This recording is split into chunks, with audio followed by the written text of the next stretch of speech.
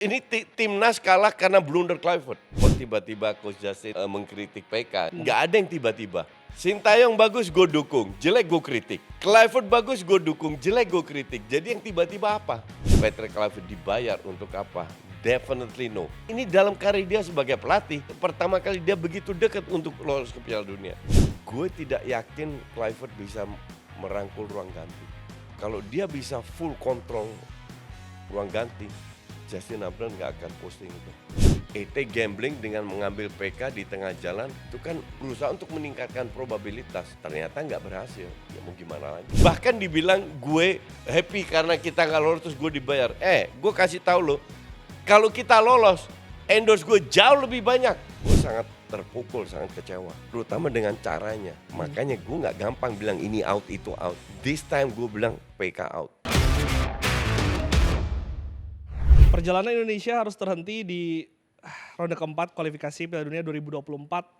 Banyak sekarang berseliweran di sosial media, ramai banget potongan-potongan TikTok, podcast lain-lain yang dikirim ke gua.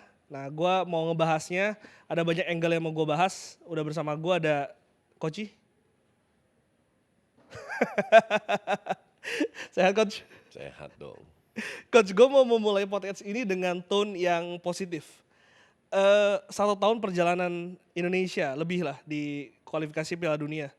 Apa sisi positif, Coach, yang bisa diambil dari perjalanan kita? Banyak sisi positifnya. Contoh nih ya, kita punya pemain muda baru, pemain muda yang diberikan jam terbang, yang bisa kita pupuk untuk kedepannya untuk Piala Asia. Dan jadi ada generasi yang step up, oke? Pengalaman kita bertambah. Kita bisa belajar dari tim-tim yang di Asia lebih jago, ya.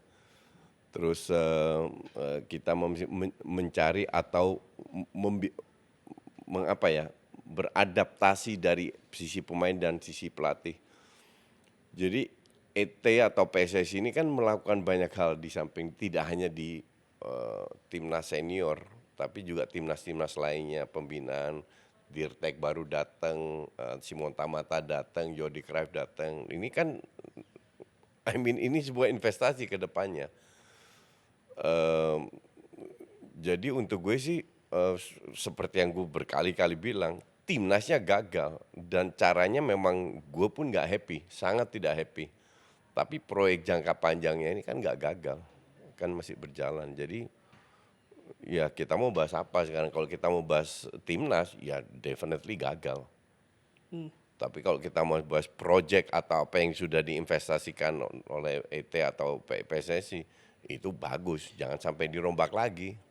Gagal itu kan akan tergantung dari ekspektasi yang lo punya, Coach. Betul. Berarti ekspektasi lu lolos Piala Dunia? Gini. Kita harus sadar lah. Gue selalu bilang kualitas pemain kita Eropa itu tier 3, tier 4. Oke? Itu gue selalu bilang dan lu masih inget itu juga kan? Yes. Tapi gue juga kasih contoh, kalau lu punya tim kayak Leicester yang pas-pasan juga tapi bisa juara Liga Inggris. Ya. Artinya dengan pemain yang kualitasnya 3, 4 Eropa ini, kalau dikelola dengan benar, itu kita bisa punya peluang at least untuk lolos.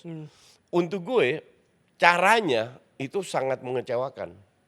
Caranya 2 match terakhir ini. Jadi terutama match pertama lah. Karena we can do better. Kalau dari pelatih keputusan yang diambil lebih bagus, peluang kita lebih besar. Kita nggak perlu kalah lawan Arab itu. Kita ketinggalannya kan baru di babak kedua. Sementara babak pertama itu udah tahu siapa yang bikin salah tapi nggak diperbaiki. Ya kan? Nah ini fatal. Karena kalau lu di match pertama main bagus, match kedua percaya diri lu lebih tinggi dong. Yes.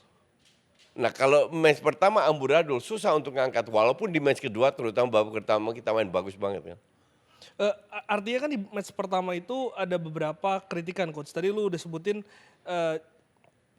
momentum mengganti pemain itu. Gue sempat nanya ke lu kan kemarin waktu off the record-nya, off camnya lah.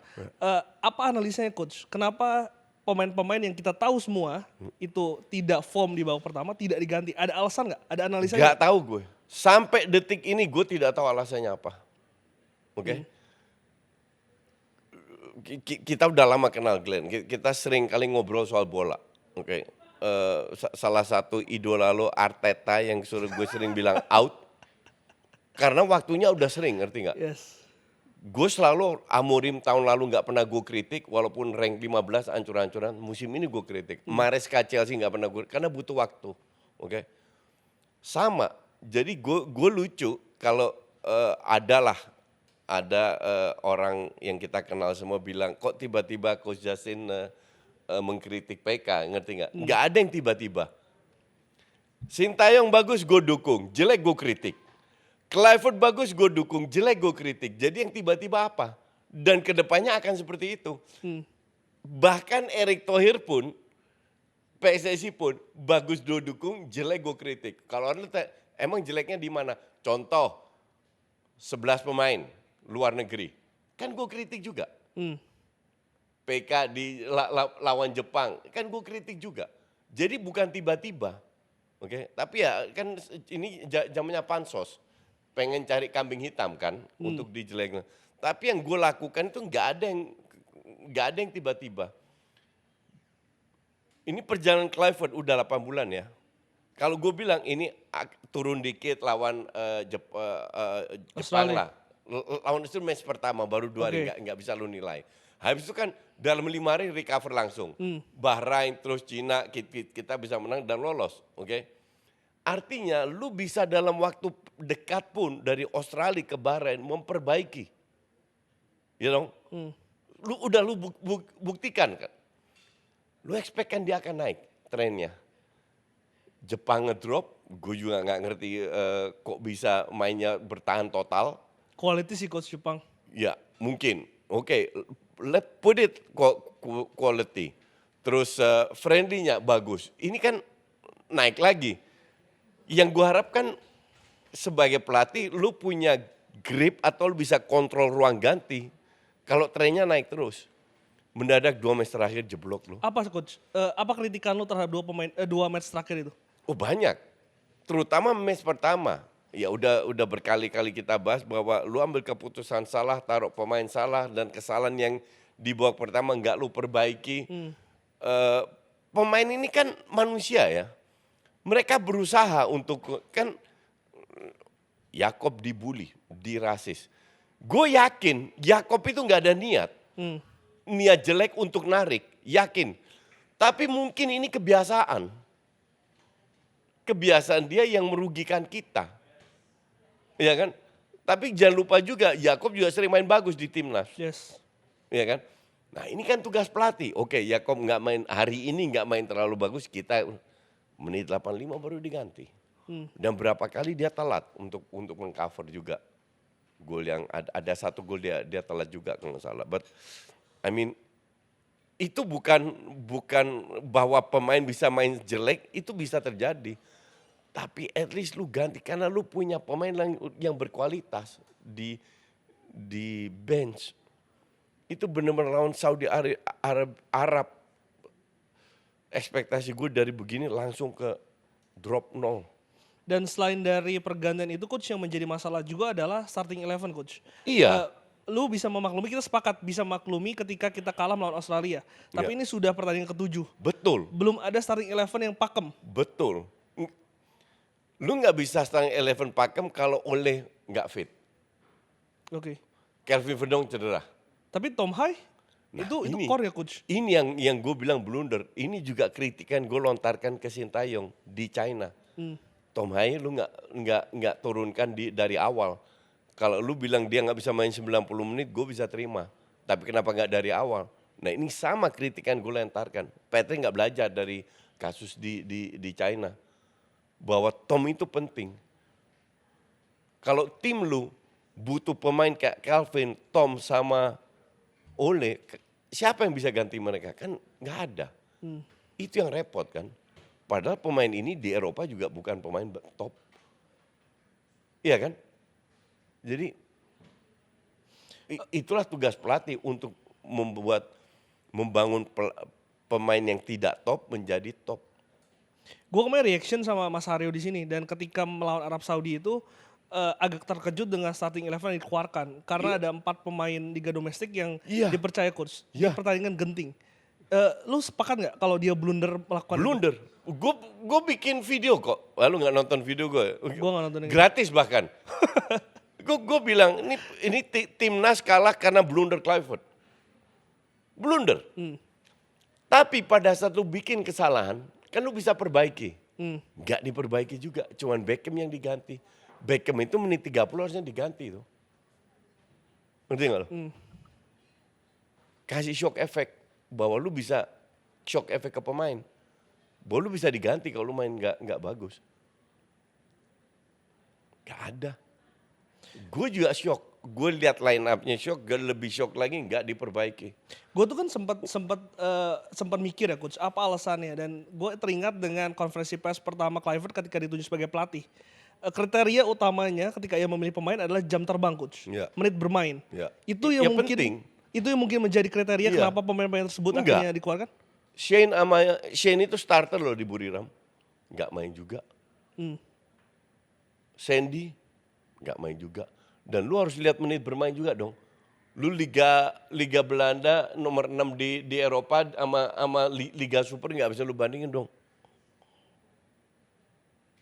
Tapi kalau ngomong Shane sama Sandi kan, tapi di posisi itu secara Loh, persaingannya Kelvin kan cedera. ada Dean James. Dean James kan lagi bagus. Dean James kan di winger, Belanda. lebih bagus dia, bisa kasih crossing.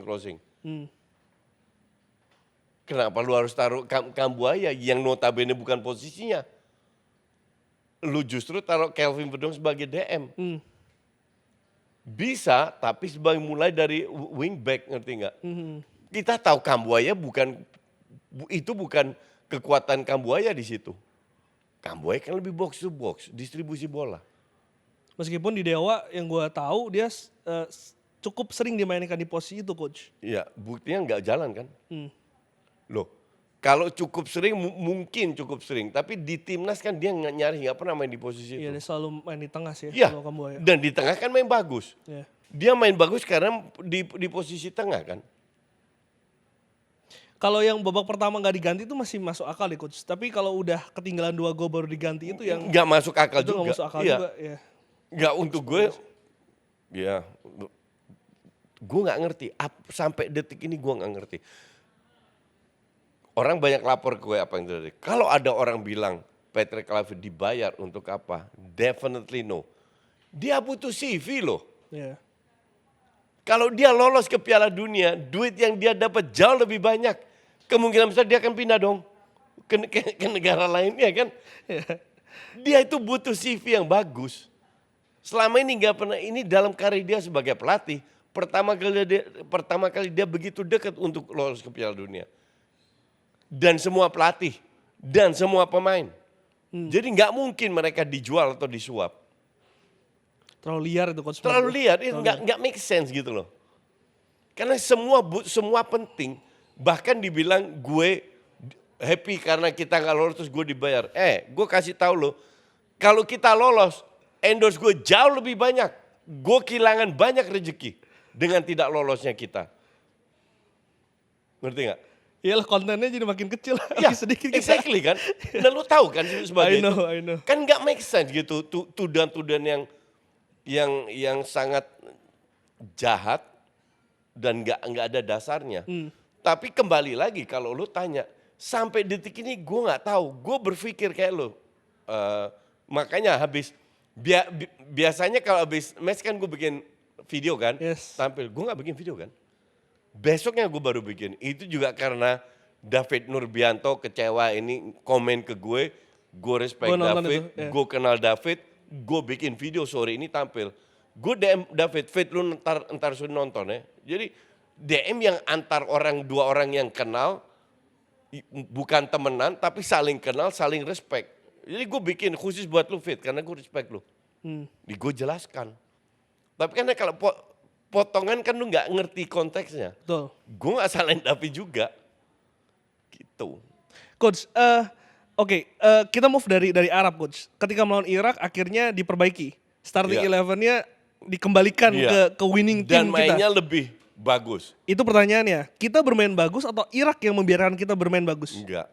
Gue bilang kita bermain bagus, kita tidak membiarkan Irak pegang bola. The point is kembali lagi, yang ini udah bertahun-tahun di masa Sintayong, di Kluivert, di masa Luis Milla dan sebelum-sebelumnya. Kita itu nggak punya pemain yang bisa cetak gol. Ole doang yang bisa. Terus kita kurang pemain kreatif, Tom doang. Nah kalau lu tim yang cuma menggantungkan oleh Tom yang notabene main di liga lokal sama Ole yang cadangan di Oxford Divisi 2 Inggris, sejago apa tim lu? Tapi itu kayaknya the best option, karena kalau kita lihat dari Liga 1 sendiri Super League coach, Ya. striker posisi Tom itu diisi pemain asing semua, Pemain asing semua. nggak ada lokal di situ. Betul. Itu yang gue kritik, kenapa harus 11 pemain luar. Itu udah sering gue kritik. Ke Ferry Paulus, ke Erick Thohir. Ngerti nggak? Tapi kembali lagi, artinya kualitas kita ya segitunya. Kita nggak bisa cetak gol, nggak bisa create, kita bisa pegang bola. Pada saat kita pegang bola di babak pertama dapat 2-3,5 peluang, Yes. nggak jadi gol. Kalau itu terjadi gol, different cake. Oleh dihajar, nggak kasih kartu merah. Kalau itu di menit 66 loh.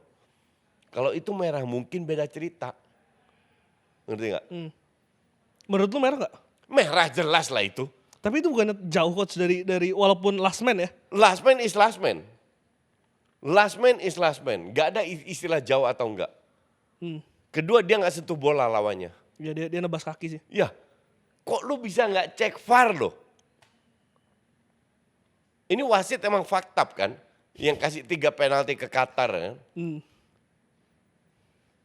But this is Asian football kayak begini. Justru yang kita takutkan quietnya bagus malah Iya. wasit China yang Iya. yang Yang kita berulah ya. takutin di match pertama kita dikerjain, ternyata kita kerjain di match kedua. Tapi di luar kita dikerjain atau enggak, kita harus ngaca juga. Kita nggak bisa finishing peluang yang kita dapat.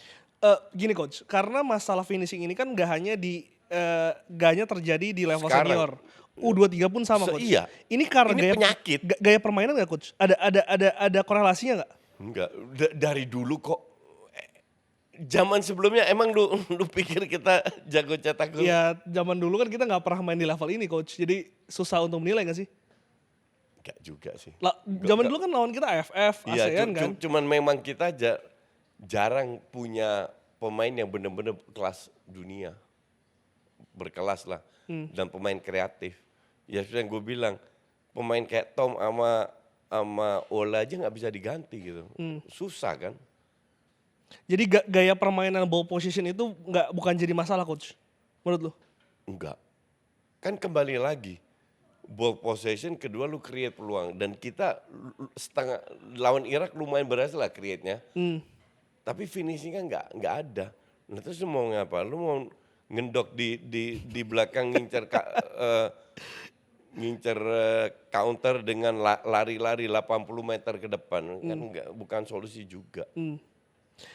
Kritikan terakhir adalah soal counter strategi coach. Kelihatan ketika kemarin lawan Irak di babak kedua mereka bermain berbeda, mereka lebih reaktif, mereka main aktif, kitanya kebingungan coach. Enggak, kita nggak kebingungan.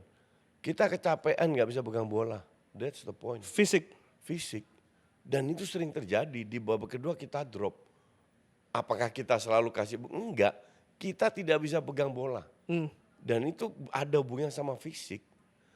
Emang Irak dapat berapa peluang sih? 1 doang kayaknya. 1 sama shooting dari samping, itu juga ke arah Martin. Ya kan, itu doang. Tapi kan bukan itu harusnya disiapkan nih coach dengan tim pelatih, maksudnya udah. Enggak, kalau lu nggak ada pemainnya siapa lu mau siapin? Artinya kedalaman kan juga bukan belum. klub. Ya. Ini kan bukan klub. Lu mau siapin siapa? Artinya counter strategi itu bukan menjadi masalah seorang Kluivert. Kalau gue bilang lebih ke pilihan pemain sih. 1 pilihan pemain, kedua ini murni gue spekulasi ya. Gue tidak yakin Kluivert bisa merangkul ruang ganti. Apa tuh indikasinya? Apa ya? Salah satu, kalau dia bisa full kontrol ruang ganti, Justin Abraham nggak akan posting itu. Kekecewaan dia. Oke. Pelatih yang bisa kontrol ruang ganti nggak akan, pemainnya nggak akan melakukan itu. Walaupun akhirnya dia minta maaf, dia tarik kembali. Tapi ya karena dia merasa ya gue nggak peduli. Maka dia lakukan itu. Bukannya ketika dia datang itu justru status bintang dia sebagai pemain legend itu coach yang menjadi seharusnya bisa dipandang Iya, oleh para pemain kan? Harusnya. Itu kan teori semua. Seperti teori gue juga 3-in-1, 3 pengalaman dalam satu pelatih. Apa yang membuat itu tidak berhasil coach? Nggak tahu. Gue benar-benar nggak tahu apa. Ini contoh. Pastor itu reputasinya bagus di Belanda loh. Oke. Sekarang pergantian pemain atau penyusunan pemain lawan Arab, sejauh mana Pastor terlibat?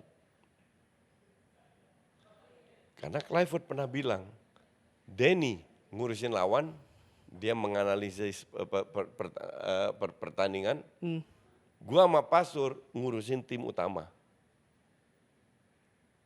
Jadi harusnya penyusunan pemain dan lain-lain itu Pastor punya suara dong. Kalau itu terjadi dua-dua pecat. Kalau itu terjadi dua-duanya Iya, pecat. iya. Berarti tiga-tiganya ini Kalau Denny untuk gue masih 50-50. Karena dia tidak terlibat, dia lebih ngurusin lawan. Oke. Tapi ini Patrick sendiri bilang, gue lihat dalam tayangan bahwa dia kasih job desk-nya masing-masing. Tapi kalau seandainya Clifford sendiri yang ambil keputusan, dia tidak terlalu melibatkan Pastor, ya Clifford harus diganti. Karena itu, lu udah 2 hari yang begitu penting, 2 match begitu penting, lu blunder di sini. Padahal tren pemain tim lu itu lagi naik. Mungkin apakah dia harus pasang pemain liga lokal? Gak tahu juga. itu spekulasi liar sih coach. Iya, nggak ada yang tahu kan. Karena kita tidak tahu, makanya semua berspekulasi kan. Dan apakah federasi perlu menjelaskan itu coach? Rasanya di dunia nggak ada yang kayak gitu ya. Gue nggak tahu ya. Koreksi kalau gue salah. Nggak dijelaskan. Ada. Pelatih yang menjelaskan, bukan federasi. Oh pelatih yang menjelaskan. Iya. Dan infonya sekarang Pak Sumarji kan udah balik ke tanah air. Tim kepelatihan balik ke Belanda semua Belanda coach. semua, ya. Artinya tadi kalau lu mengatakan Patrick Kluivert dipecat, secara evaluasi yang nanti pasti akan dilakukan oleh PSSI akan sampai ke pemecatan nggak coach? Seberapa besar itu kan spekulasi lu. Tapi kalau melihat kondisi ini dengan apa investasi yang sudah Nggak. terjadi, Yang lu rombakkan hanya satu pemain. Ini proyek Glenn, proyek panjang. Kalau ada satu orang individu yang nggak bisa ngikutin, lu ganti. Dalam berjalannya kereta, ntar ada satu nggak bisa, lu ganti lagi. Kan proyeknya nggak dirombak. karena timnas ini hanya proyek kecil dari bagian Dari proyek besar. yang jauh lebih besar untuk sepak bola Indonesia bangkit ke 2030, 34 dan lain-lain. Nggak bagian kecil gue, bagian cukup penting untuk rakyat kita kan. Tapi kalau ada yang nggak bisa ngikutin, ya itu diganti. Dan diganti kan cuma satu orang, bukan satu gerbong. Kalau satu gerbong diganti, itu yang repot. Lu benar-benar mulai dari nol. Dan belum tahu komunikasinya ke Dirtek dan lain-lain seperti apa. Bisa, ya bisa aja. Kan kembali lagi ke duit. Iya dong. Kalau lu punya duit, siapa aja bisa.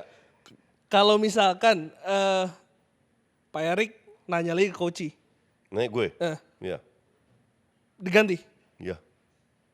Siapa coach yang cocok untuk menggantikan dengan Kan situasi dua sekarang? opsi. Satu, PK turun gantiin Pastor yang gantiin. Kedua, Pastor entah jadi asisten atau ikut mundur. Pokoknya bukan head coachnya, cari head coach baru yang bisa meneruskan ini. Nah ini proyek kan sudah ada. Pemainnya jelas, keturunan Belanda, rata-rata budaya Belanda, asisten-asistennya jelas. Ini semua udah jelas. Mereka udah punya jam terbang, tinggal diterusin kan. pelatih yang senior yang bisa merangkul ini semua. Ada nama? Ada. Siapa coach? Fred Rutten, Dick Advocaat, Bert van Marwijk. Itu bisa-bisa. Karena kerangkanya udah ada. Mungkin nggak tapi dengan nama-nama itu? Kalau gue lihat Dick Advocaat pegang Curaçao ya mungkin-mungkin aja. Kan kembali lagi ke persuasifnya bagaimana Clifford Lansat, Jordi Cruyff menjelaskan ke calon pelatih baru. Kalau kita itu belum selesai di sini. Secara proyek masih akan Iya, terus berlanjut ya? iya.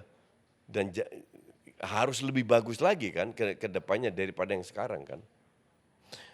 Ada juga ini coach, gue baca komen-komen teman-teman, baik itu di Liputan 6 atau di beberapa sosial media lah, juga meminta pertanggungjawaban dari federasi.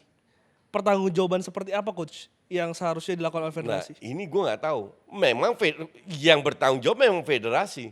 Yang pecat pelatih kan federasi juga. Iya kan? Jadi yang pucuk itu bertanggung jawab karena federasi ambil risiko kan dengan menggantikan pelatih di tengah jalan. Ya federasi yang bertanggung jawab. Bertanggung jawabnya sepertinya kita nggak tahu bisa ganti pelatih contoh. Bisa juga satu gerbong diganti. Walaupun sangat mahal kan. Bisa juga kita pilih. Kita nggak mau pilih filosofi Belanda lah. Kita pilih filosofi itu kan bisa. Kan semua kembali lagi duit itu seperti apa. Tapi kalau lu tanya pertanggungjawaban, yang bertanggung jawab ET dan kawan-kawan, tapi yang apa tanggung jawabnya seperti apa, gue nggak tahu. Ini karena liar banget sih coach. Gini Glenn, yang penting apa sekarang dalam proyek ini? Yang penting kan adalah sepak bola Indonesia agar kita maju, jangka pendek, jangka panjang. Yang penting adalah timnas agar kita bisa berbicara lebih banyak di dunia internasional. Ya kan? Dengan kasus ini, dengan kita tidak lolos, sepak bola Indonesia kan nggak mati. Timnas kan nggak mati. Kita harus move on. Ya dong? Nah, ini yang harus kalau gue bilang, jangan sampai proyek ini rusak. Dengan dirombak total semua. Lu dirombak total, kerjaan lu yang sebelum-sebelumnya itu sia-sia.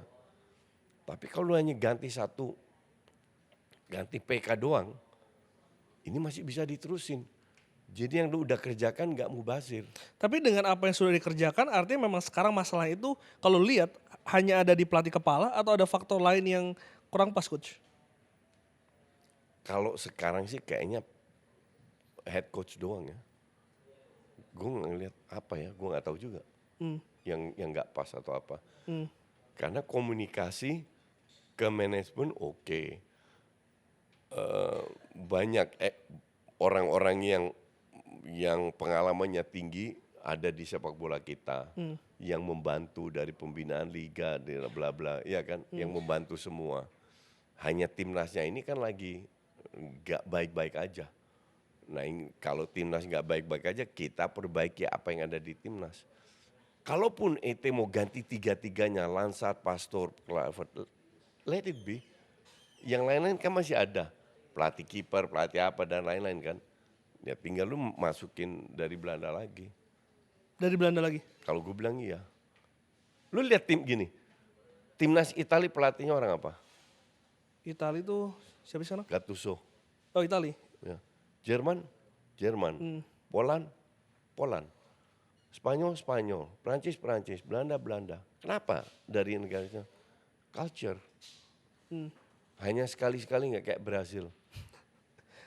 Iya kan? Itali. Iya. Tapi rata-rata kan culture. Pemain kita rata-rata apa? Kan Belanda. Jadi sangat wajar kalau pelatihnya juga dari Belanda. Masalah culture. Balik lagi ke sana. Kalau gue bilang iya. Karena gini coach, kenapa orang-orang itu mengatakan federasi bertanggung jawab karena mereka juga akhirnya menyinggung lagi soal pergantian pelatih itu. Iya. Itu sebuah Itu keputusan yang gambling. Itu gambling. Dan Erick Thohir tahu itu gambling. Erick Thohir tahu itu gambling. dan keputusan yang salah coach. Ya setelah ini dibilang, setelah kasus ini tadi dibilang salah dari awal kan nggak tahu. Kan ini kan semua meningkatkan probabilitas. Salah atau enggak kan nggak tahu. Sekarang kalau sekarang dibilang iya salah, tapi enak banget ngomong setelah ini semua terjadi. Iya, karena kemarin ketika menang di ronde ketiga kan semua juga Iya, ikut happy juga kan? selebrasi coach. Iya. Kita bisa lolos ke putaran 4, 3 pertandingan 6 poin kan happy juga semua. Tapi that's how it works. Emang begitulah. Coach, kalau misalnya ada yang teriak pergantian ketua umum, apa Ya tanggapan nggak ada coach? masalah juga. Untuk gue pribadi, Tapi mau bukan- ketua umum diganti, mau pelatih diganti, timnas yang penting, proyek ini yang penting. Tapi kan kalau misalkan ketua umum, ini yang udah-udah ya coach ya, ketika ada di pucuk pimpinan itu diganti, nol lagi semua. Nol lagi, betul. Itu Ngeriset yang gue lagi semua. takutin juga. Itu yang gue takutin kalau itu diganti. Lu mulai dari nol lagi udah malas lah gue selalu dah. Serius. You wasting your time kan? Ya. Dan itu udah terjadi di beberapa pergantian ketua Beberapa umum. pergantian, betul. Betul. Jadi nggak kaget kalau ntar segerbong diganti. Kalau ET diganti juga.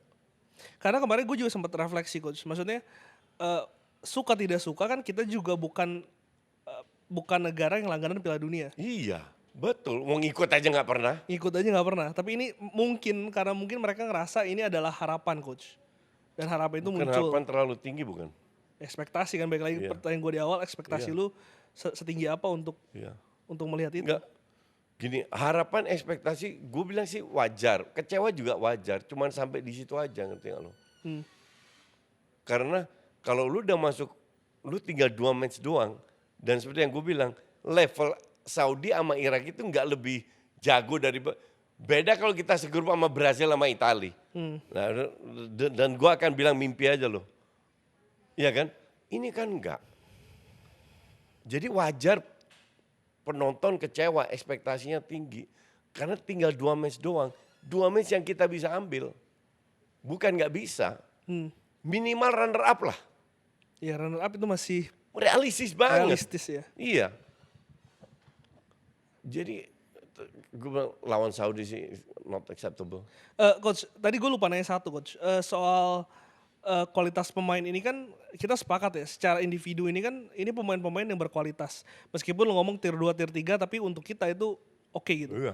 Tapi kenapa secara kolektivitas tim belum terbangun? Apakah karena ini dampak dari cara instan yang dilakukan untuk akselerasi timnas? Enggak, dampak dari pelatih yang nggak sanggup membuat ini menjadi. Oh jadi lebih ke pelatihnya? Iya. Pelatih yang nggak bisa meramu Peran ini? pelatih itu penting sekali. Pelatih nggak bisa meramu. Lu lihat slot lah, nggak dapat pemain datang anak juara. Ya kan? Lihat you name it lah, banyak contoh bahwa peran pelatih itu penting sekali. Hansi Flick di Barca sebelumnya, Xavi, ambur ya nggak bagus-bagus amat lah.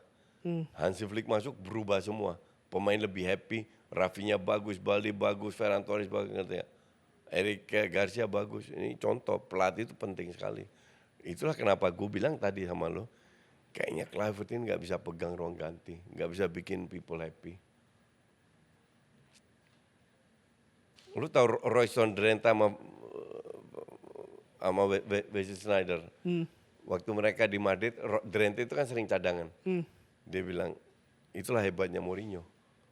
Pemain di cadangan pun tetap happy. Karena secara karakter kuat. Ya, man managementnya kuat. Mourinho itulah kenapa yang gue kritik kan capability-nya untuk tactical capability. Tapi bukan manajemen, sama kayak Ancelotti. Man managementnya kuat.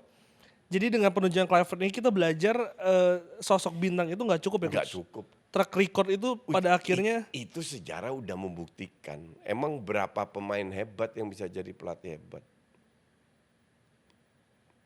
Justru pelatih hebat di Belanda ya kayak Van Marwijk, Advocaat, Hiddink, Van Gaal.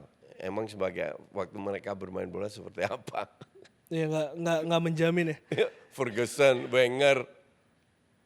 Dan ini juga coach, maksudnya ketika lu menyebutkan nama-nama besar itu juga mereka belum tentu mau melatih Betul. timnas yang Itu yang kita sering lupa juga. Kita ini timnas rank 100 plus loh. itu faktanya seperti itu. Iya. Jadi memang nggak semua mau. Itulah feeling gue kenapa Van Gaal nggak mau masuk ke kita, tapi ini sekali lagi feeling gue ya, tunjuk Kluivert.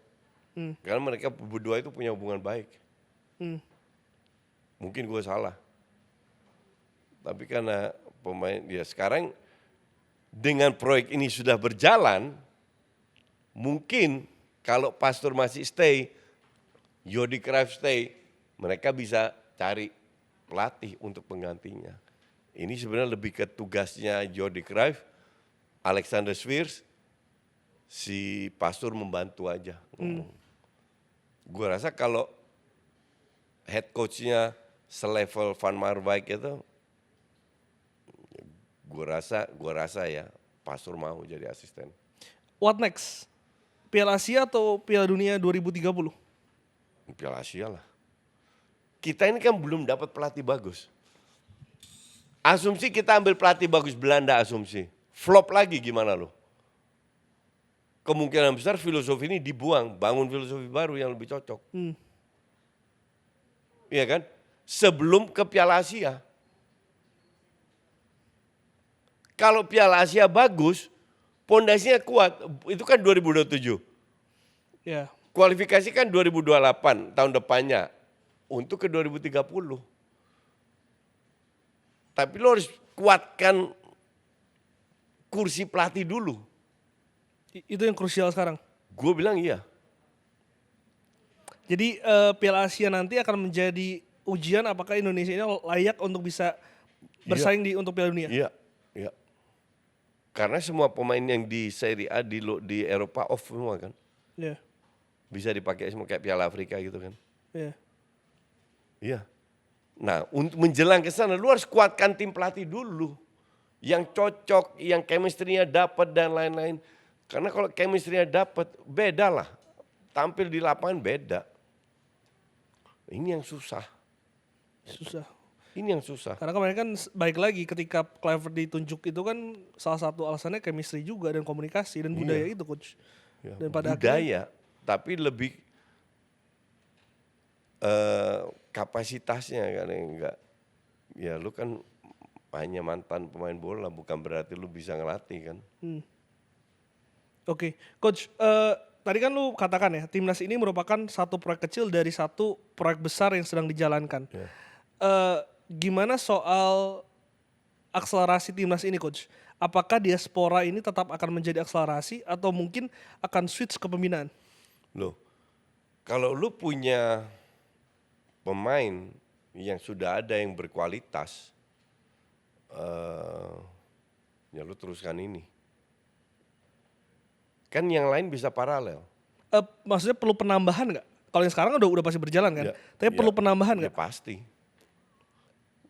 Kalau tim ini udah hebat, kita merem lolos Piala Dunia, kan nggak merem juga, lolos aja nggak. Jadi artinya bisa lebih baik lagi. Penambahnya dalam bentuk apa ya nggak tahu. Yang jelas nggak sembarangan. Kalau gue bilang kita masih terlalu cepat ambil pemain, itulah harusnya lebih diseleksi lagi. Secara kualitas. Secara kualitas. Artinya ketika ada pemain yang berkualitas diaspora itu, why not kalau misalkan Ya.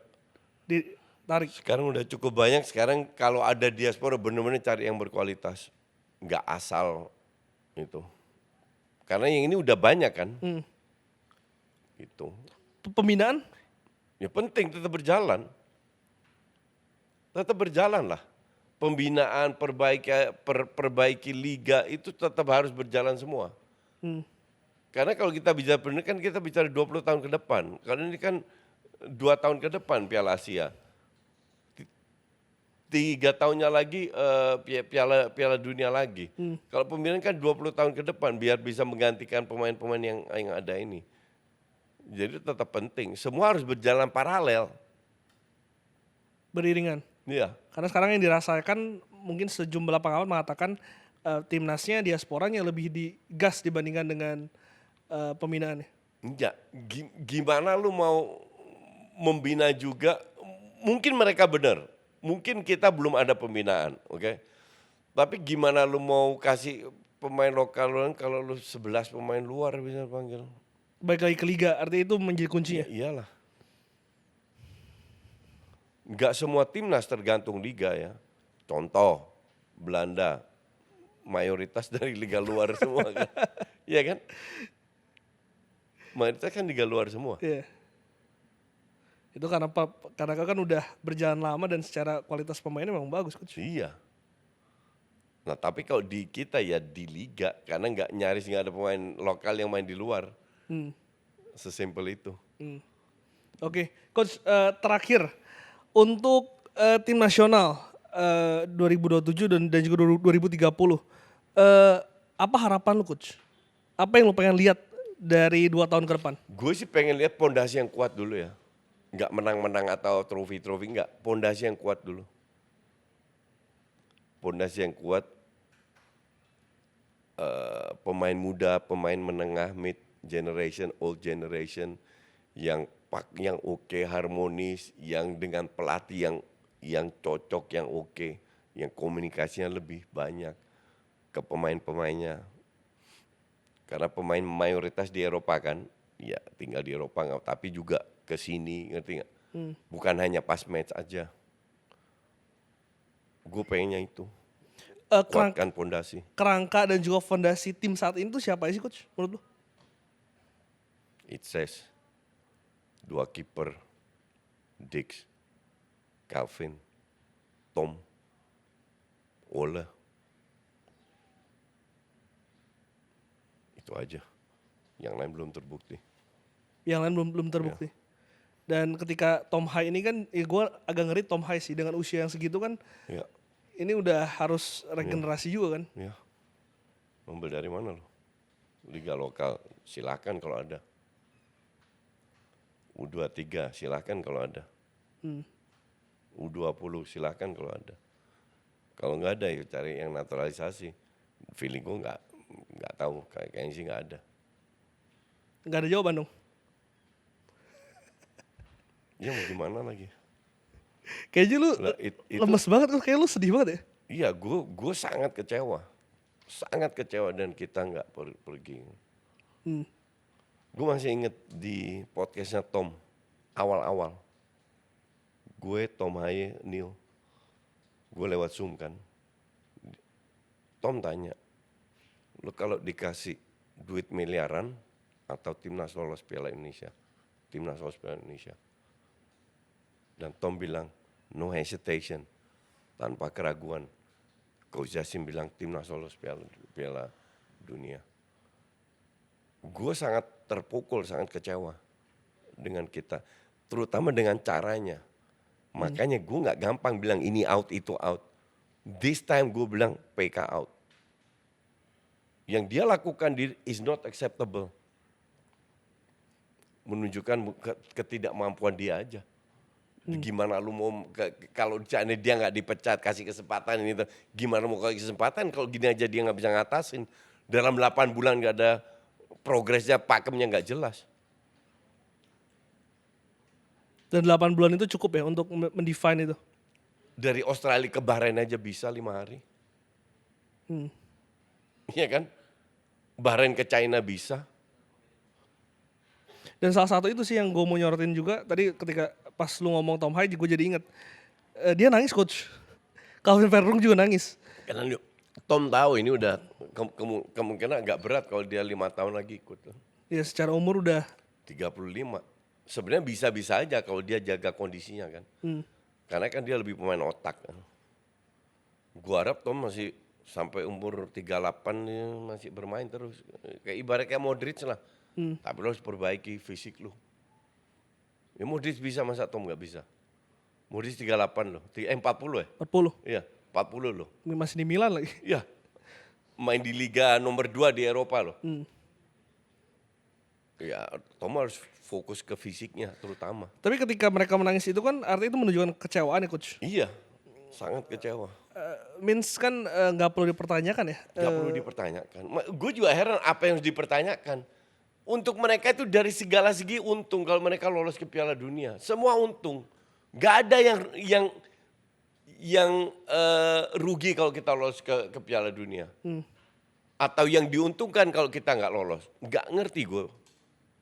Semua itu untung kalau kita lolos ke Piala Dunia. Termasuk gue, termasuk lu. Termasuk UMKM. ekonomi langsung menggeliat. Tapi kan nggak segampang itu lolos Piala Dunia. Gambling dengan mengambil PK di tengah jalan, ya itu kan berusaha untuk meningkatkan probabilitas. Ternyata nggak berhasil, ya mau gimana lagi. Iya. Tapi kan we have to move on gitu loh. We have to move on. Iyalah. Sepakat sih itu. Ada kata-kata untuk netizen Budiman? Enggak, lu kalau mau mendukung timnas, dukung timnas. Jangan sosoknya.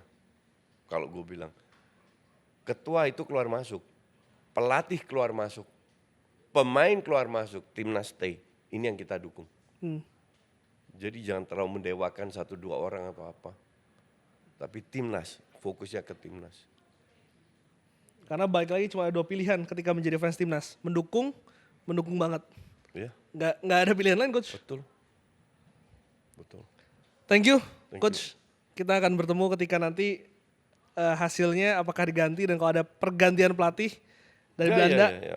gue panggil Coach Justin. Ya, Thank you, ya. Coach. Anytime.